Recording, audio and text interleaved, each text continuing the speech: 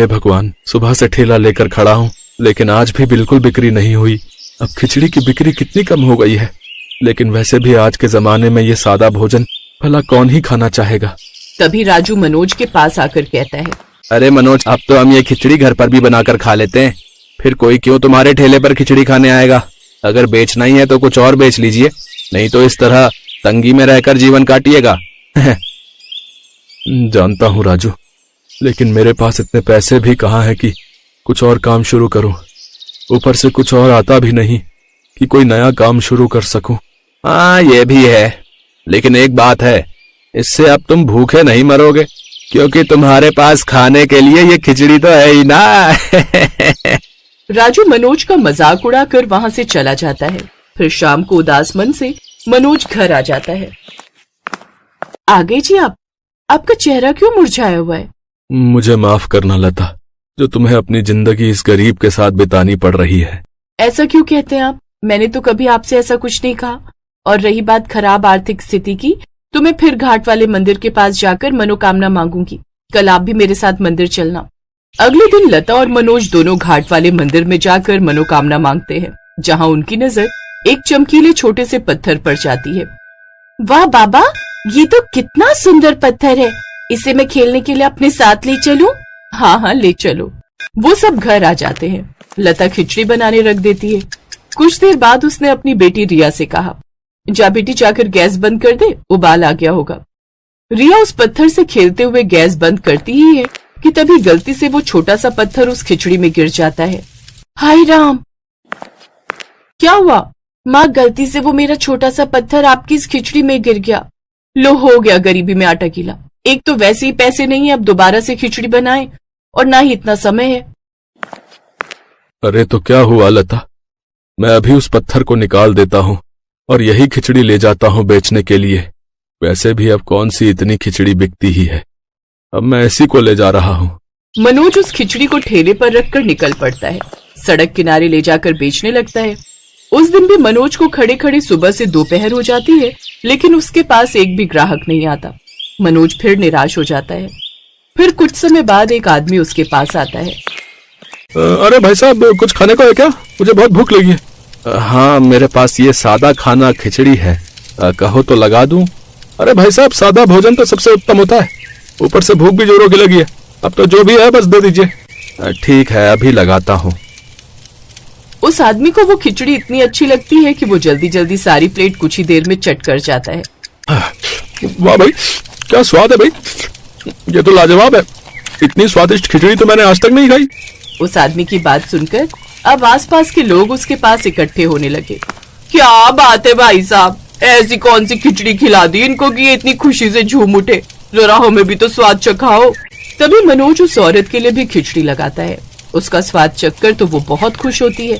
वाह भाई साहब, जो काम बड़े बड़े होटल नहीं कर सकते वो तो आपकी इस खिचड़ी ने कर डाला। सचमुच क्या लाजवाब खिचड़ी बनी है। अब देखते ही देखते उसके पास ग्राहकों की भीड़ लग गई और उसकी सारी खिचड़ी बिक गई। आज कई महीनों बाद उसकी बड़ी ही अच्छी कमाई हुई। वो खुशी खुशी शाम को घर लौटा।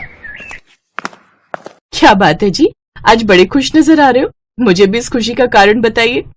अरे, तुम्हें मेरी बातों पर यकीन नहीं होगा, इसलिए जाओ और जाकर ठेली पर खिचड़ी का पतीला देखो, तुम खुद समझ जाओगी।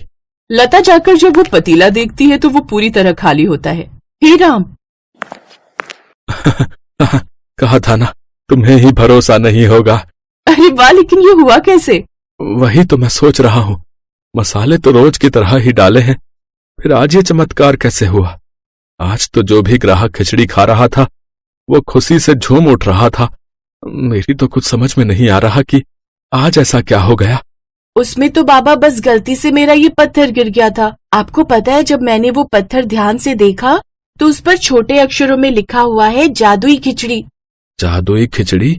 इसका मतलब उस पत्थर से जरूर कोई जादू निकलता होगा, जो खिचड़ी में पड़ते ही वो जादुई खिचड़ी बन जाती है और लोग उसे खाकर इस खिचड़ी के दीवाने हो जाते हैं। ऐसे ही अब रोज होने लगा, लोग उस खिचड़ी को खाकर उसके दीवाने हो जाते। धीरे धीरे उसका काम बहुत अच्छा चलने लगा और अब उसने खुद की दुकान ले ली, जिसका नाम उसने जादुई खिचड़ी की दुकान रखा। उसकी ये दुकान देख सब लोग वहीं पहुंच जाते हैं। एक रोज उसकी दुकान पर राजू आया। वाह मनोज भाई, हैं? आप तो कुछ ही समय में बहुत तरक्की कर गए। देखो भाई, अगर कभी मेरे किसी शब्दों का तुम्हें बुरा लगा हो ना तो उसके लिए माफ करना है, लेकिन अब मैं तुमसे कुछ मदद चाहता हूँ, बोलो करोगे? हाँ हाँ बोलो ना राजू, तुम मेरे गांव के हो तो उस हिसाब से हम भाई भाई हुए ना। वो मुझे ना आपसे इस खिचड़ी की रेसिपी जाननी थी, ताकि मैं भी ऐसी ही स्वादिष्ट खिचड़ी बना सकूं। बोलो सिखाओगे? हाँ राजू, इसमें कौन सी बड़ी बात है, मैं अभी तुम्हें सिखाता हूँ। मनोज राजू को उस चमकीले पत्थर का राज छोड़ बाकी सारी रेसिपी और मसाले बता देता है। कुछ दिन बाद एक रोज जब मनोज अपनी दुकान पर आता है तो देखता है कि राजू ने ठीक उसकी दुकान के सामने एक नई खिचड़ी की दुकान खोल दी है और उससे कम दाम में बेचने लगा। उसकी दुकान देख मनोज उसके पास आया। अरे राजू, तुमने भी खिचड़ी की दुकान खोल ली, वो भी मेरी ही दुकान के आगे। खैर कोई बात नहीं, सबकी खूब बरकत हो, मैं तो बस यही चाहता हूँ। हाँ हाँ वो तो है। आया बड़ा अच्छे से जानता हूँ, अंदर ही अंदर जल रहा होगा। कुछ देर बाद ग्राहक आने शुरू हो जाते हैं और नई दुकान देखकर वो राजू की खिचड़ी टेस्ट करने का सोचते हैं, लेकिन जैसे ही वो उसकी बनी हुई खिचड़ी खाते हैं तो कहते हैं, क्या यार, बेकार ही 30 रुपए गवा दिए, ये तो बिल्कुल घर जैसी खिचड़ी है, कुछ भी स्वाद नहीं है। चलिए हम मनोज भाई साहब की दुकान से खरीद कर ही खा लेते हैं। लेकिन ऐसा कैसे हो सकता है, मैंने तो पूरी तरह उसी विधि से बनाई थी जिस विधि से मनोज ने बताई थी। अच्छा, तो तुमने उन्हीं से विधि जानकर अब उन्हीं से विश्वासघात कर दिया, ये तुमने ठीक नहीं किया बे। अबे जा। अब राजू मनोज पर नजर रखना शुरू कर देता है। वो खिड़की से झांकते हुए उसे वो पत्थर डालते हुए देख लेता है और वो चुपके से उस पत्थर को चुराने आता है, लेकिन उस पत्थर से उसके ही सर पर वार होने लगता है और उसके चिल्लाने की आवाज सुनकर मनोज और लता वहां आते हैं।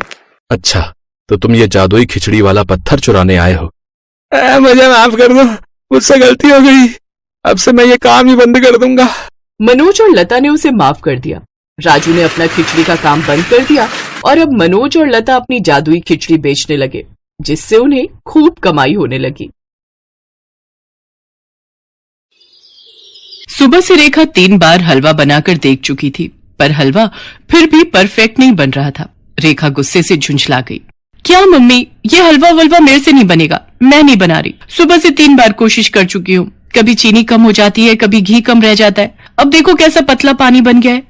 रेखा, पिछले 1 हफ्ते से तुझे सिखा रही हूँ, पर जब भी सामग्री नापने लगती हो तेरा ध्यान पता नहीं कहाँ चला जाता है। सोशल मीडिया में देखकर भी तू नहीं सीख पाई। अब तो लगता है कि तू शादी होकर जाए तो हलवा किसी जादू से बन जाए, वरना तेरी सास तो मुझे ही ताने सुनाएगी कि बेटी को कुछ सिखा कर नहीं भेजा। मम्मी, काश तुम्हारी बात सच हो जाए और मुझे कोई ऐसी तरकीब मिल जाए कि जादू से हलवा बन जाए।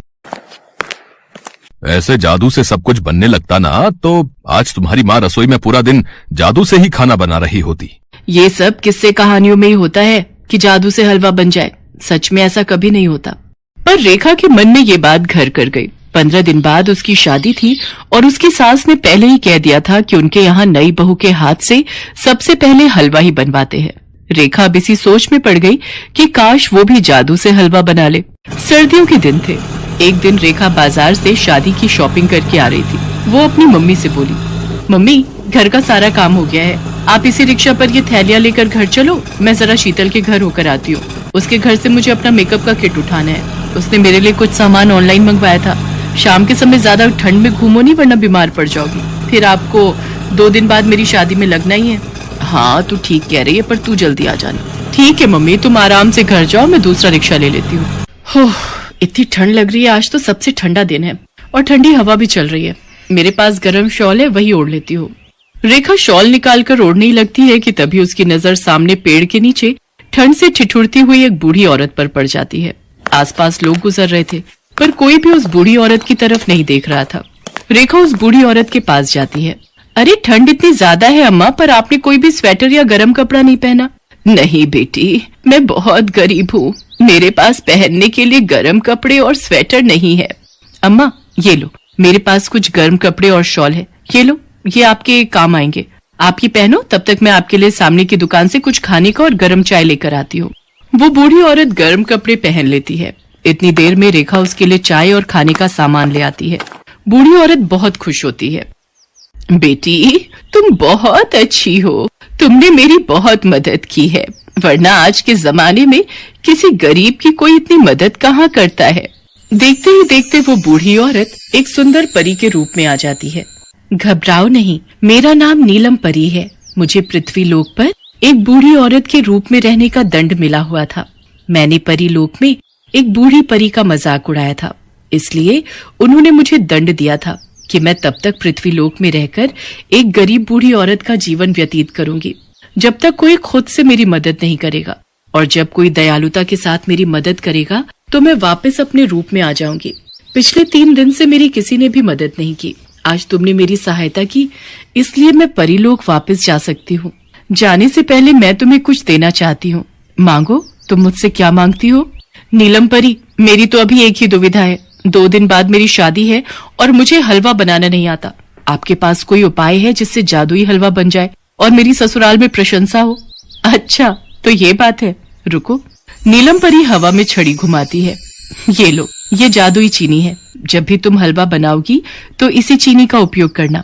ये चीनी मिलाते ही स्वादिष्ट हलवा बनकर तैयार हो जाएगा। आपका बहुत बहुत शुक्रिया नीलम परी, आपने बहुत बड़ी मुश्किल हल कर दी। नीलम परी से चीनी लेकर रेखा घर जाती है और चुपचाप उस चीनी की पोटली को अपनी अटैची में रख लेती है।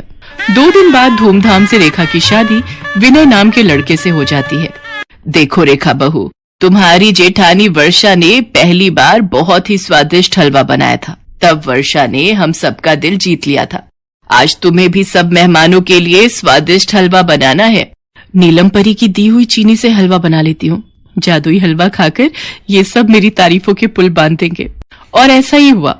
रेखा ने नीलम परी की दी हुई चीनी जैसे ही मिलाई, हलवा तैयार हो गया। हलवा खाकर सबने रेखा की बहुत तारीफ की। आखिर जादुई हलवा बना ही बहुत स्वादिष्ट था। रेखा की तारीफें सुनते देख उसकी जेठानी जल भुन रही थी। सुनो जी, हलवा तो हमारी छोटी बहू ने बड़ी बहू से भी ज्यादा बढ़िया बनाया है। अब बहू को शगुन के रुपए देने चाहिए। हाँ रेखा बहू, हलवा वाकई में बहुत स्वादिष्ट बना है। सभी मेहमानों ने तुम्हारे हाथ के बने हलवे की बहुत तारीफ की। रेखा बहू, कल घर में महापूजा है और मैं चाहती हूँ कि हलवा तुम ही बनाओ। बड़ी बहू पूरी सब्जी बना लेगी। तुम्हारी शादी के बाद कुलगुरु घर में पहली बार आ रहे हैं, तो अच्छे से उनका स्वागत होना चाहिए। और हमारे घर के रीति रिवाजों के अनुसार कुलगुरु को हम भोजन में सबसे पहले नई बहू के हाथ का हलवा ही खिलाते हैं। ठीक है माँ जी, मैं बना लूंगी। रेखा अपनी अटैची में से चीनी की पोटली निकाल रही थी, तभी उसकी जेठानी उसे देख लेती है। ये चीनी तो मेरे लिए बहुत लकी है। अगर ये चीनी ना हो तो मैं स्वादिष्ट हलवा बना ही ना पाऊं। वैसे मैं इस पोटली में से जितनी चीनी निकालती हूँ उतनी बढ़ जाती है। ये बहुत अच्छी बात है। ये सब नीलम परी के जादू का कमाल है। अच्छा, तो ये बात है। ये रेखा हलवे में इस चीनी का इस्तेमाल करती है, वरना इसका हलवा इतना स्वादिष्ट हो ही नहीं सकता। मैं भी देखती हूँ अब ये कल हलवा कैसे बनाती है। अगले दिन रेखा पूजा के लिए हलवा बनाने लगती है, पर जैसे ही वो अटैची देखती है, चीनी की पोटली गायब थी। वो परेशान हो जाती है। रेखा रोने लगती है। उसे कुछ समझ नहीं आ रहा था, पर उसे हलवा बनाना भी जरूरी था क्योंकि उसकी सास उसे बार बार आवाज लगा रही थी। रेखा को हलवा बनाने की आदत पड़ गई थी। वो अपनी समझ से सारी सामग्री डालकर हलवा बनाती है। कुलगुरु हलवे की बहुत तारीफ करते हैं। ये देखकर रेखा अचंभित हो जाती है। मैंने तो इस बार हलवे में नीलम परी की दी हुई चीनी डाली ही नहीं थी, फिर भी मेरे हाथ का हलवा इतना स्वादिष्ट बना था। ये कैसे हो सकता है?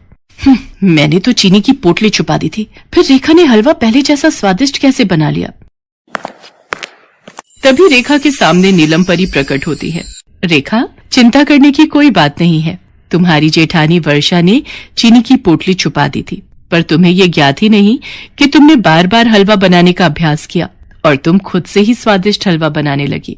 व्यक्ति जब किसी चीज का अभ्यास करता है तो वह उस कार्य में निपुण हो जाता है। जैसे आज तुम हलवा बनाने में हो चुकी हो, अब तुम्हें मेरी दी हुई जादुई चीनी की कोई जरूरत नहीं है। नीलम परी की बातें सुनकर रेखा बहुत खुश होती है और उसकी जेठानी अपना समूह लेकर वहां से चली जाती है।